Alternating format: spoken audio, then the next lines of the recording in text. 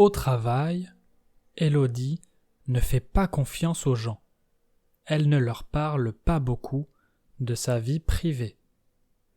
En fait, Élodie n'aime pas que les gens aient des informations sur elle, car ça ne les regarde pas. En plus, ses collègues pourraient discuter d'Élodie quand elle n'est pas là, si elle leur parle de sa vie. Ils pourraient faire des commentaires sur sa vie, ou pire, ils pourraient la juger sur ce qu'elle fait. Élodie n'a pas du tout envie de tout ça. Donc, elle préfère ne rien dire et rester discrète au bureau. Le problème, c'est que, comme Élodie ne parle pas beaucoup, les gens ne la connaissent pas. Ses collègues se demandent qui elle est vraiment et pourquoi elle ne veut pas leur parler. Au contraire, certains racontent toute leur vie privée au bureau et échangent beaucoup avec les autres. Certains parlent des appartements qu'ils ont envie d'acheter, d'autres de ce qu'ils ont fait ce week-end. En fait, plus les gens se confient et parlent de leur vie, plus ils se font des amis avec qui parler.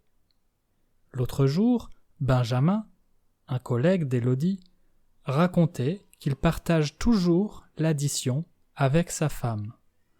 Quand ils vont au restaurant, il paye la moitié de la note et sa femme paye le reste de l'addition. Les collègues de Benjamin ont réagi vivement en lui disant que c'était un radin et qu'il devait tout payer. En effet, les hommes doivent être galants et payer pour les femmes quand ils vont au restaurant. Benjamin a donc expliqué pourquoi il partageait l'addition avec sa femme et il s'est défendu. À la place de Benjamin, Élodie n'aurait jamais raconté quelque chose comme ça sur sa vie privée.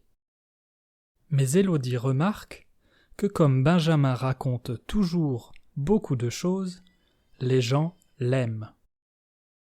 Ils aiment bien discuter avec lui, en particulier car ils trouvent qu'il a toujours quelque chose à dire.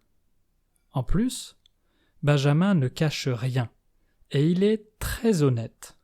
C'est pour ça que les gens l'aiment bien. Alors, Élodie se dit qu'elle devrait se confier un peu plus. Elle va par exemple déjeuner avec Julie. Pendant qu'elle déjeune, Élodie pose quelques questions à Julie sur ce qu'elle a fait ce week-end. Ensuite, elle raconte qu'elle est allée faire du cheval. Julie sourit. Elle aussi adore l'équitation. Élodie ne savait pas que sa collègue faisait aussi de l'équitation et elle est contente de l'apprendre. Les deux femmes commencent alors à discuter et se rendent compte qu'elles ont des points communs.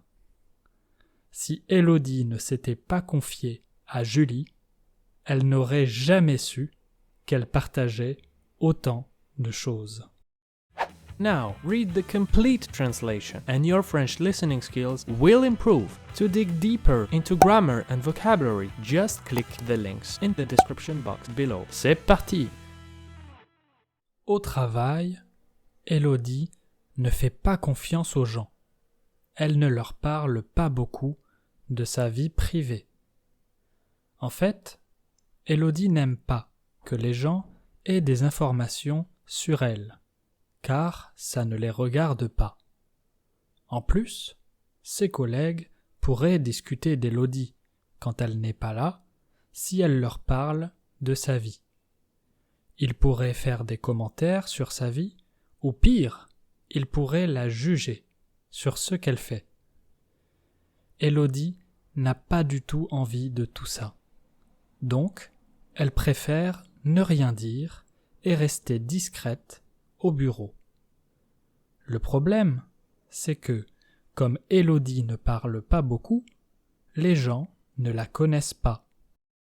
Ses collègues se demandent qui elle est vraiment et pourquoi elle ne veut pas leur parler.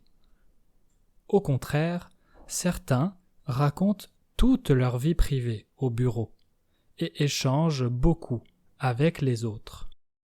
Certains parlent des appartements qu'ils ont envie d'acheter, d'autres de ce qu'ils ont fait ce week-end.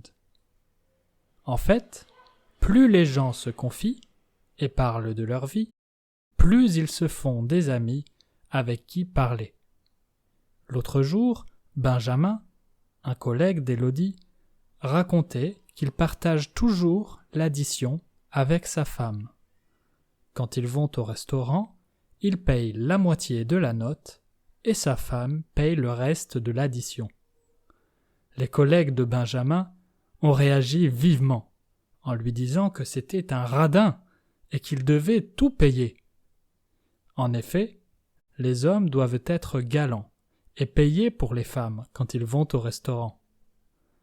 Benjamin a donc expliqué pourquoi il partageait l'addition avec sa femme et il s'est défendu. À la place de Benjamin, Élodie n'aurait jamais raconté quelque chose comme ça sur sa vie privée. Mais Élodie remarque que comme Benjamin raconte toujours beaucoup de choses, les gens l'aiment. Ils aiment bien discuter avec lui, en particulier car ils trouvent qu'il a toujours quelque chose à dire.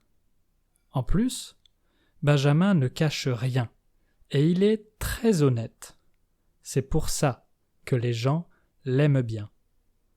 Alors, Élodie se dit qu'elle devrait se confier un peu plus. Elle va par exemple déjeuner avec Julie.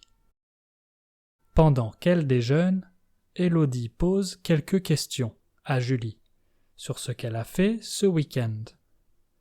Ensuite, elle raconte qu'elle est allée faire du cheval. Julie sourit. Elle aussi adore l'équitation. Élodie ne savait pas que sa collègue faisait aussi de l'équitation et elle est contente de l'apprendre. Les deux femmes commencent alors à discuter et se rendent compte qu'elles ont des points communs. Si Élodie ne s'était pas confiée à Julie, elle n'aurait jamais su qu'elle partageait autant de choses. If you are still missing some words in the story, I have 3 great solutions for you. First, listen to the story again. You will be surprised by how easier it will be now that you already went through it. Second, subscribe to the channel and watch another video, and your French listening skills will improve even more. Finally, and this is the best one, you can buy one of the books by clicking the links in the description box below. The more stories you listen, the better your French will be. À bientôt!